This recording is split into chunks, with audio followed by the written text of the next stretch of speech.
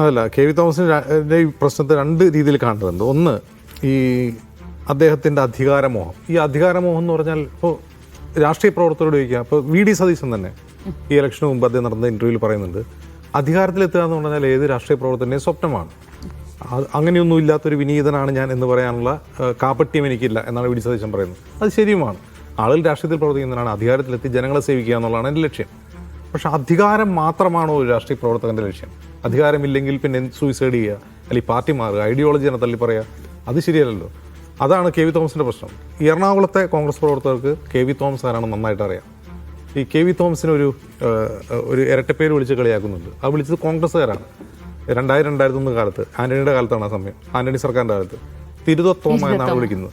അപ്പോൾ അത് അവർ വിളിക്കാനുള്ള കാരണം എന്താണ്? എറണാകുളം കോൺഗ്രസ്സിന് വളരെ ശക്തിയുള്ളൊരു ജില്ലയാണ്. എറണാകുളം അതിൻ്റെ പരിസര പ്രദേശങ്ങളും കോൺഗ്രസ് സംഘടനാപരമായും അതിൻ്റെ ഒരു ബഹുജന അടിത്തറയും വലുതാണ്.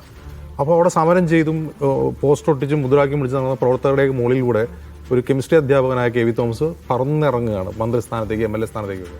ഇതാരാണെന്ന് ചോദിക്കുമ്പോൾ ഏതോ ഒരാൾ വരുന്നു. അപ്പോൾ അതിൻ്റെ പിന്നിലെ കാരണം എന്താണ്? അദ്ദേഹത്തിൻ്റെ മണിയടിയാണെന്നാണ് അവരുടെ ആരോപണം. അത് കരുണാകരനെ മുതൽ സോണിയാഗാന്ധി വരെ മണിയടിക്കുന്നു. അപ്പോൾ ഈ മണിയടിക്കാൻ വേണ്ടി എന്താണ് ഈ തിരുത മീൻ കൊണ്ടു കൊടുക്കുന്നു എന്നുള്ളതാണ് ഒരു ആരോപണം. അത് എന്തോ ആവട്ടെ, പക്ഷേ ഈ മണിയടി എന്നുള്ളത് പ്രശ്നം റിയലാണ്. അത് അവരെ ഉയർത്തുന്നുണ്ട്. അത് ശരിയാണെന്ന് തെളിയുന്നതാണ്. അധികാരത്തിന് വേണ്ടി അദ്ദേഹം എന്തും ചെയ്യും. അധികാരമില്ലെങ്കിൽ പാർട്ടിയും മാറും, ഐഡിയോളജി തള്ളി പറയും. തിരിച്ചായി കഴിഞ്ഞപ്പോൾ ഒന്ന് ആലോചിച്ച് നോക്കുക, LDF സർക്കാർ പോയി എന്ന് കണ്ടപ്പോൾ അദ്ദേഹം തിരിച്ചു വരുന്നു, തമിഴ്നാട്ടിലേക്ക് പോകുന്നു എന്ന് പറയുന്നു.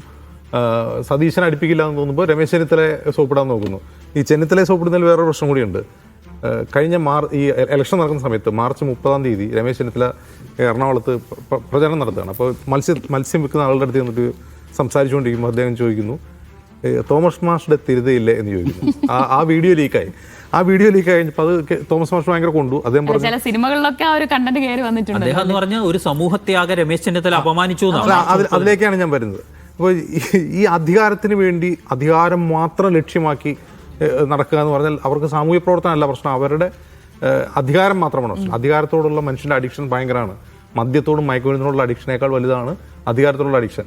ലഹരി പിടിപ്പിക്കുന്നതാണ് അധികാരം എന്ന് പറയുന്നത്. അത് തന്നെയാണ് പ്രശ്നം. അല്ലാണ്ട് ഈ ജീവിത സൗകര്യം മാത്രമൊന്നും അല്ല, അതിൽ നിന്ന് കിട്ടുന്ന പണം മാത്രമല്ല എൻ്റെ ലക്ഷ്യം. കെ വി തോമസിന് ഒരു പക്ഷേ ഇനി അദ്ദേഹത്തിൻ്റെ റിട്ടയർമെൻറ്റ് ലൈഫ് സുഖമായിട്ട് പോകാനുള്ള പൈസയൊക്കെ അദ്ദേഹം ഉണ്ടാക്കിയിട്ടുണ്ടാവും. പക്ഷെ പ്രശ്നം അതല്ല, അധികാര സ്ഥാനത്തിരിക്കുക എന്ന് പറഞ്ഞാൽ ഒരുതരം ലഹരിയാണ്. അതിൽ നിന്ന് ഇറങ്ങുക എന്ന് പറഞ്ഞാൽ മനുഷ്യനെ സംബന്ധിച്ച് അതിഭീകരമായ വിഡ്രോവൽ സിംറ്റം ഉണ്ടാവും. എം കെ മുനീർ അദ്ദേഹത്തിന് ആരോഗ്യനില വഷളായെന്ന് അദ്ദേഹത്തിനും അറിയാം, ഈ ലോകത്ത് മുഴുവൻ അറിയാം. അദ്ദേഹം അവസാന നിമിഷം എന്താ പറഞ്ഞു, എന്നെ കൈവിടരുത്. അത് ആ വിഡ്രോവൽ സിൻഡ്രോം ആണത്. അത് മയക്കുമരുന്നും മദ്യത്തേക്കാൾ കൂടുതൽ അഡിക്റ്റീവ് ആയിട്ടുള്ള ഒരു കാര്യമാണ് അധികാരം. ഇതാണോ ആദ്യത്തെ പ്രശ്നം? കെ വി തോമസ് മാഷിനും ആ അഡിക്ഷനാണ് പ്രശ്നം, അല്ലാണ്ട് പണത്തോടുള്ള അദ്ദേഹത്തിൻ്റെ ആർത്തിയാണെന്ന് ഞാൻ വിശ്വസിക്കുന്നില്ല. രണ്ടാമത്തെ കാര്യം, ഈ തിരുതത്തോമ എന്ന് അദ്ദേഹത്തെ വിളിക്കുന്നത് ഒരു വംശീയമായ വിളിയാണ്. അതെങ്ങനെ വംശീയമാണെന്ന് ചോദിച്ചാൽ, ഇപ്പോൾ നമ്മൾ ഈ സൈബർ ലോകത്ത് സ്ഥിരമായി കാണും, മലപ്പുറത്ത് നിന്നുള്ള മുസ്ലിം ലീഗുകാരെ മൂരി ലീഗുകാർ എന്നാണ് വിളിക്കുക. അതെന്തുകൊണ്ടാണ് വിളിക്കുന്നത്? അത് മലപ്പുറത്തുള്ള മുസ്ലിങ്ങൾ മൂരി ബിരിയാണി കഴിക്കുന്നവരാണ്. അപ്പോൾ അതൊരു വംശീയമായ വിളിയാണ്. ഇതുപോലെ തന്നെ വംശീയമായ വിളിയാണ് കെ വി തോമസിൻ്റെ തിരുത എന്ന് വിളിക്കുന്നത്. കാരണം കെ വി തോമസ് ലത്തീൻ കത്തോലിക്ക സമുദായാംഗമാണ്.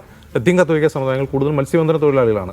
ഇദ്ദേഹം വരുന്നത് കുമ്പളങ്ങിയിൽ നിന്നാണ്. കുമ്പളങ്ങിയിലെ മെയിൻ പണി തന്നെ, ആളുകളുടെ ജോലി തന്നെ മീൻ വളർത്തലാണ്. തിരുത എന്ന് പറഞ്ഞ മീൻ വളർത്തു മീനാണ്, ശുദ്ധജല മത്സ്യമാണ്. അപ്പോൾ അത് അദ്ദേഹത്തെ മത്സ്യത്തൊഴിലാളികൾ ആക്ഷേപിക്കുന്നത് തന്നെയാണ്.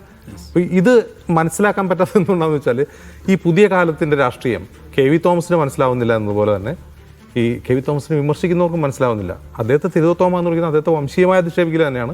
അദ്ദേഹം ഉൾപ്പെടുന്ന ലത്തീൻ കത്തോലിക്ക സമുദായത്തെയും മത്സ്യത്തൊഴിലാളികളെയും അധിക്ഷേപിക്കുന്ന തുല്യമാണെന്ന് അദ്ദേഹത്തെ വിമർശിക്കുന്നവർ മനസ്സിലാക്കും.